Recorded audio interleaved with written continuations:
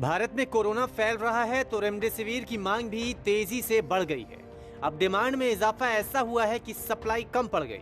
Remdesivir बनाने के लिए कंपनी की ओर से मैन्युफैक्चरिंग में तेजी भी लाई गई और साथ ही निर्यात पर भी रोक लगी है। एक्सपोर्ट पर रोक के पीछे वजह यह है कि भारत में जो जरूरत है उसे पूरा किया जा सके।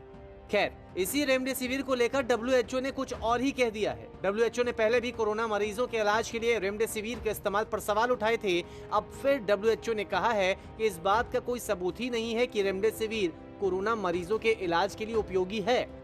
दरअसल डब्ल्यूएचओ की चीफ साइंटिस्ट सौम्या स्वामीनाथन और कोविड-19 पर तकनीकी प्रमुख डॉक्टर मारिया वान ने इस पर सवाल उठाए हैं। रेमडेसिविर को लेकर पहले 5 ट्रायल हो चुके हैं, लेकिन रेमडेसिविर से न तो कोरोना मरीज ठीक हुए और न मौतों में कमी आई है, ऐसा भी कहा गया। और साथ ही साथ ये भी कहा गया है कि एक बड़े क्लिनिकल ट्रायल के नतीजों का अब इंतजार हो रहा है। हालांकि ये पहली बार नहीं है जब डब्ल्यूएचओ की ओर से रेमडेसिविर को लेकर सवाल उठाए गए। साल 2020 में एक स्टडी के मुताबिक डब्ल्यूएचओ ने कहा था कि रेमडेसिविर का कोरोना संक्रमण से 28 दिनों में मृत्यु होने या रिकवर से जुड़ी दर पर कोई व्यापक प्रभाव नहीं पड़ा। अब रेमडेसिविर को लेकर स्वास्थ्य मंत्रालय का क्या कुछ कहना है, जरा ये भी सुनिए।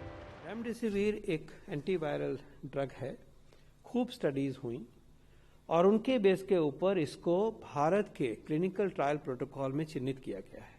क्लियरली स्टेटेड इसका इस्तेमाल बहुत नेशनल ट्रीटमेंट प्रोटोकॉल जो है उस गाइडलाइन में इसको चिन्हित किया गया है और इसकी सारी साइंटिफिक डिस्कशन आईसीएमआर की नेशनल टास्क फोर्स में हुई। उसके बाद जॉइंट मॉनिटर ग्रुप ने इसको अपनाया और बिल्कुल क्लियरली साइंस के बेस के ऊपर और उसके ऊपर नजर रहती है, हमेशा नया डेटा आता है फिर देखा जाता है।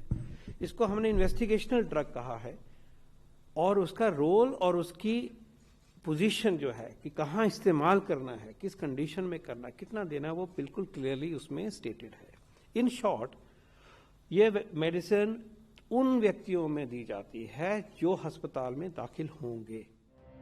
आपके लिए ये भी जानना जरूरी है कि आखिर रेमडेसिविर है क्या और इसका इस्तेमाल कैसे हो रहा है। दरअसल रेमडेसिविर वैक्सीन नहीं बल्कि एक एंटीवायरल दवा है जिसे इंजेक्शन के थ्रू दिया जाता है। रेमडेसिविर को मूल रूप से हेपेटाइटिस सी के इलाज के लिए बनाया गया था। साल 2015 में इसका इस्तेमाल इबोला के लिए भी किया गया। फेफड़ों के इन्फेक्शन से रेमडेसिविर लोगों को बचाता है और इन्फेक्शन के आधार पर ही रेमडेसिविर के डोजेस लगते हैं। ज्यादा गंभीर स्थिति होती है तो 6 इंजेक्शन लगते हैं। पिछले साल जब कोरोना वायरस दुनिया भर में फैलना शुरू हुआ तो इसके इलाज के लिए जानकारी किसी के पास नहीं थी। ऐसे में डॉक्टर्स और वैज्ञानिक ने पहले से मौजूद दवाओं और वैक्सीन का प्रयोग के रूप में इस्तेमाल शुरू किया था। इस प्रयास में कोविड-19 के खिलाफ सबसे पहली चर्चित दवा रेमडेसिविर ही थी।